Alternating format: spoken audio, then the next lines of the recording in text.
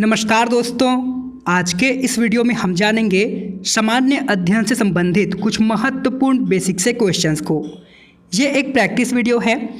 यदि ये वाला वीडियो आपको अच्छा लगता है, उपयोगी लगता है, तो इस वीडियो को लाइक करना, अपने दोस्तों के साथ ज़रूर से शेयर करना और इसी तरह के डेली प्रैक्टिस वीडियोज़ के लिए आप इस चैनल को सब्सक्राइब कर सकते हैं। तो चलिए जान लेते हैं आज के पहले सवाल को।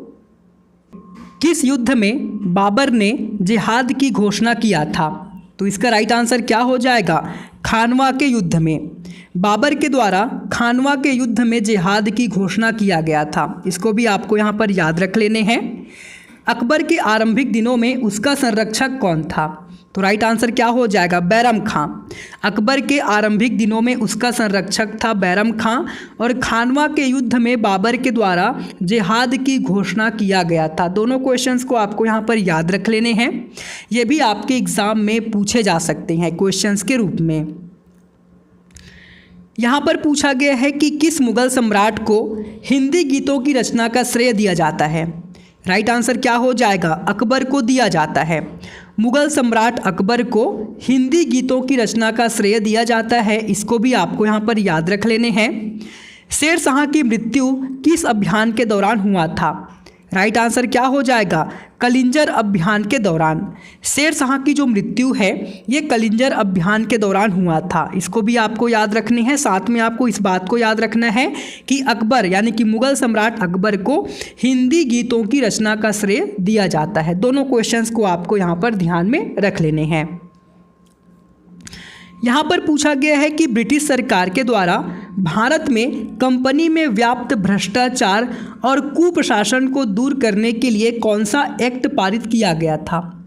तो राइट आंसर क्या हो जाएगा? रेगुलेटिंग एक्ट पारित किया गया था। ब्रिटिश सरकार के द्वारा भारत में कंपनी में व्याप्त भ्रष्टाचार और कुप्रशासन को दूर करने के लिए रेगुलेटिंग एक्ट पारित किया गया था। इसको भी आपको यहाँ पर याद रख लेने हैं। अब यहाँ पर पूछा गया है कि रेगुलेटिंग एक्ट किस वर्ष में पारित किया गया था? तो राइट आंसर क्या हो जाएगा? 1773 ईस्वी में रेगुलेटिंग एक्ट को पारित किया गया था। 1773 ईस्वी में रेगुलेटिंग एक्ट को पारित किया गया था। इसको भी आपको यहाँ पर याद रख लेने हैं। अब यहाँ पर पूछा गया है कि भारत के किस राज्य में बृहदेश्वर मंदिर स्थित है? राइट आंसर हो जाएगा तमिलनाडु राज्य के तंजौर जिले में ये स्थित है। भारत के तमिलनाडु राज्य के तंजौर जिले में बृहदेश्वर मंदिर स्थित है।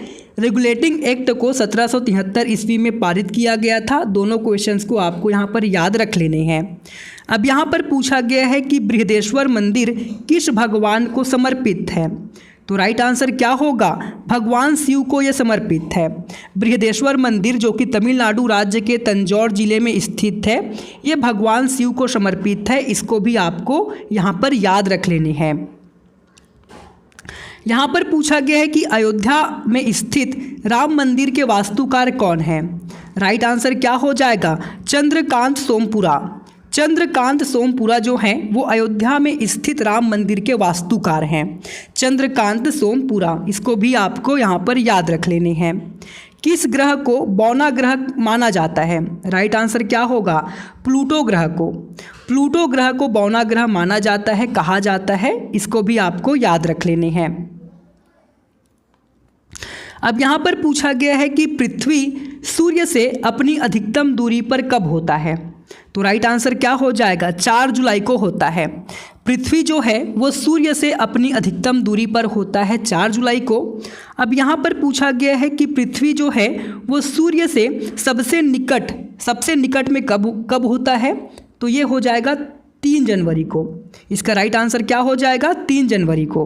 पृथ्वी जो है वो सूर्य से सबसे निकट में होता है 3 जनवरी को और पृथ्वी जो है वो सूर्य से अपनी अधिकतम दूरी पर होता है 4 जुलाई को। दोनों डेट को आपको याद रखने हैं। काफ़ी ज़्यादा मोस्ट इंपॉर्टेंट क्वेश्चन है। कई बार एग्जाम में ये पूछा जा चुका है। तो सूर्य जो है वो पृथ्वी से अपनी अधिकतम दूरी पर होता है 4 जुलाई को और सूर्य जो है पृथ्वी जो है वो सूर्य से सबसे निकट में होता है 3 जनवरी को। 4 जुलाई और 3 जनवरी इन दोनों डेट को आपको यहाँ पर अच्छे से याद कर लेने हैं। अब यहाँ पर पूछा गया है हमें तारे जो है वो पूर्व से पश्चिम में किस कारण से ज़्यादा दिखाई देते हैं? तो इसका राइट आंसर क्या हो जाएगा? पृथ्वी के पश्चिम से पूर्व की ओर घूमने के कारण तारे जो हैं वो हमें पूर्व से पश्चिम में अत्यधिक दिखाई देते हैं। इसका प्रमुख कारण क्या हो जाएगा? पृथ्वी के पश्चिम से पूर्व की ओर घूमने के कारण तारे जो हैं वो पूर्व से पश्चिम में अत्यधिक दिखाई देते हैं। इसको भी आपको थोड़ा सा ध्यान में रखने हैं, याद रखने हैं। भारत में काली मिर्च का सर्वाधिक उत्पादन किस राज्य में होता है? तो राइट आंसर क्या हो जाएगा? केरल राज्य में होता है। भारत में काली मिर्च का सर्वाधिक उत्पादन केरल राज्य में होता है। इसको भी आपको यहाँ पर याद रख लेने हैं।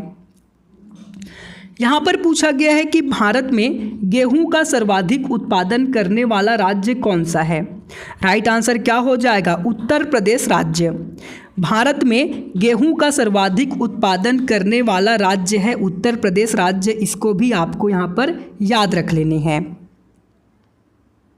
भारतीय संविधान के किस अनुच्छेद के द्वारा उद्योग के प्रबंधन में कर्मकारों की भागीदारी का प्रावधान किया गया है? तो इसका राइट आंसर क्या हो जाएगा? अनुच्छेद 43A में। भारतीय संविधान के अनुच्छेद 43A के द्वारा उद्योग के प्रबंधन में कर्मकारों की भागीदारी का प्रावधान किया गया है, अनुच्छेद 43A में। इसको भी आपको थोड़ा सा ध्यान में रख लेने हैं। अब यहाँ पर पूछा गया है कि भारत के प्रधानमंत्री जवाहरलाल नेहरू का कार्यकाल कब से कब तक था? राइट आंसर क्या हो जाएगा? वर्ष 1947 से 1964 तक था। भारत के प्रधानमंत्री जवाहरलाल नेहरू का कार्यकाल वर्ष 1947 से 1964 तक था। इसको भी आपको यहाँ पर याद रख लेने हैं। यहाँ पर पूछा गया है कि भारत के तीनों सेनाओं यानी कि थल सेना, वायुसेना और नौसेना, इसका प्रधान सेनापति कौन होता है? तो राइट आंसर क्या हो जाएगा? भारत का जो राष्ट्रपति होता है वो भारत के तीनों सेनाओं का प्रधान सेनापति होता है।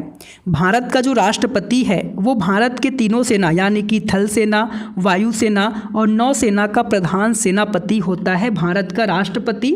इसको भी आपको यहाँ पर याद रख लेने हैं। यहाँ पर पूछा गया है कि भारतीय संविधान के किस अनुच्छेद के अंतर्गत लोकसभा अध्यक्ष की जो नियुक्ति है वो लोकसभा के मेंबरों के द्वारा बहुमत से किया जाता है? तो इसका राइट आंसर क्या हो जाएगा? अनुच्छेद 39 के द्वारा।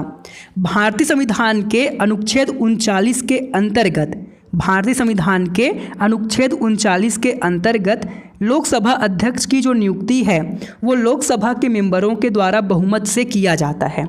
इसको भी आपको यहाँ पर याद रख लेने हैं। काफ़ी ज़्यादा मोस्ट इम्पॉर्टेंट क्वेश्चन है, कई बार एग्जाम में ये पूछा भी जा चुका है, तो इसको आपको यहाँ पर याद रख लेने हैं।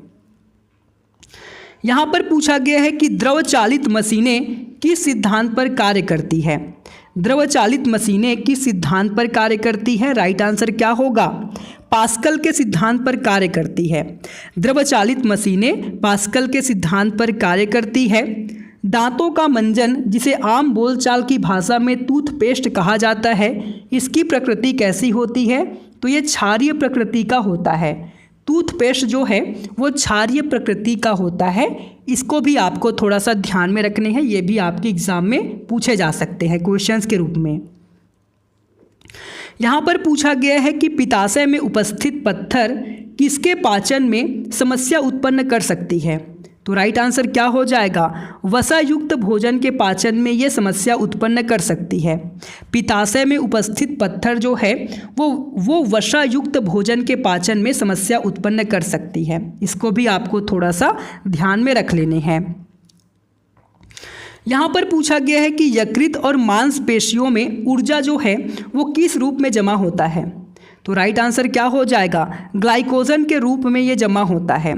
यकृत और मांसपेशियों में ऊर्जा जो है वो ग्लाइकोजन के रूप में जमा होता है। इसको भी थोड़ा सा आपको ध्यान में रखने हैं, याद में रखने हैं। यहाँ पर पूछा गया है कि जेपीजी का फुल फॉर्म क्या होता है? राइट आंसर हो जाएगा ज्वाइंट फोटोग्राफिक एक्सपर्ट्स ग्रुप होता है। जेपीजी का फुल फॉर्म होता है ज्वाइंट फोटोग्राफिक्स एक्सपर्ट ग्रुप। इसको भी आपको याद रखने हैं। यहाँ पर पूछा गया है कि स्पेल ऑफ द टाइगर में सुंदरवन के आदमखोर बाघों का वर्णन, मतलब सुंदरवन के आदमखोर बाघों के विषय में वर्णन किया गया है स्पेल ऑफ द टाइगर नामक किताब में। इस किताब के लेखक कौन है? तो इसका राइट आंसर हो जाएगा साई मॉन्टगोमेरी के द्वारा स्पेल ऑफ द टाइगर नामक पुस्तक की रचना किया गया है। तो इसको भी आपको यहाँ पर याद रख लेने हैं। साथ ही में आपको इस बात को भी ध्यान में रखना है कि जेपीजी का पूर्ण रूप यानी कि फुल फॉर्म होता है ज्वाइंट फोटोग्राफिक एक्सपर्ट्स ग्रुप होता है। और स्पेल ऑफ द टाइगर नामक किताब में सुंदरवन के आदमखोर बाघों के विषय में वर्णन किया गया है और इस किताब के लेखक हैं साई मॉन्टगोमेरी। तो हमने यहाँ पर टोटल 25 क्वेश्चंस का अध्ययन किया। इन सभी क्वेश्चंस को आपको यहाँ पर याद रख लेने हैं। यदि एक बार में ये सभी क्वेश्चन आपको याद नहीं होते हैं तो आप इस वीडियो को दोबारा रिवीजन के रूप में देख सकते हैं। और यदि ये वाला वीडियो आपको अच्छा लगा, उपयोगी लगा, तो इस वीडियो को लाइक करना, अपने दोस्तों के साथ ज़रूर से शेयर करना और इसी तरह के डेली प्रैक्टिस वीडियोज़ के लिए आप इस चैनल को सब्सक्राइब कर सकते हैं।